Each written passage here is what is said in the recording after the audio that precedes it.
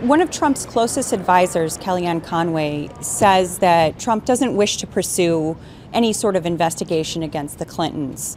That comes on the heels of something that Trump himself said in a recent 60 Minutes interview, where he said that he has other things to focus on as the incoming president, and that the Clintons are basically good people. He seemed to be saying at that point that he was sort of willing to let it go. The Justice Department typically operates completely without influence of the White House or any administration officials.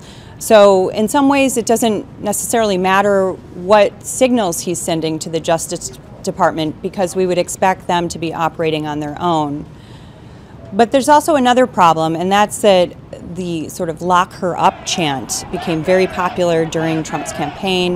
You heard it at almost every rally. It really was sort of a unifying point for his supporters, who would burst into this chant really without much prompting from him.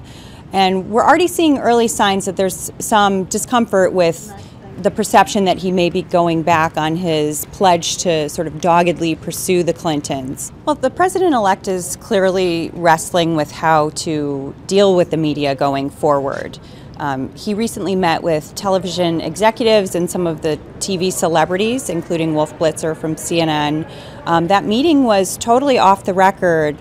So our account of what happened is coming from leaked sources inside the room. Not exactly the best way to understand what the president-elect is trying to communicate to the media at this point. I think it all depends on what comes out of these meetings. You know, it is very possible that Trump leaves the meetings and explains either on Twitter, perhaps in another video, to his supporters and others, or in some other manner that he was unhappy with how the meetings went.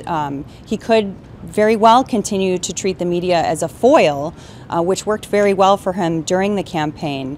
So it all depends not just on the meetings themselves, but what happens afterward. What kind of messaging does the president-elect carry forward?